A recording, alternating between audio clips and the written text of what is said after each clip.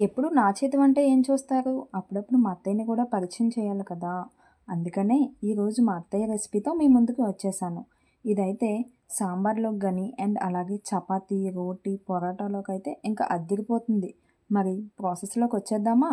Stove on చేసి కడాయి పెట్టి oil heat అయ్యాక కాస్త పోపులు, ఎండుమిర్చి అండ్ అలాగే కరివేపాకు బాగా దంచిపెట్టి ఉన్న వెల్లుల్లి వేసి వేయించుకోవాలి.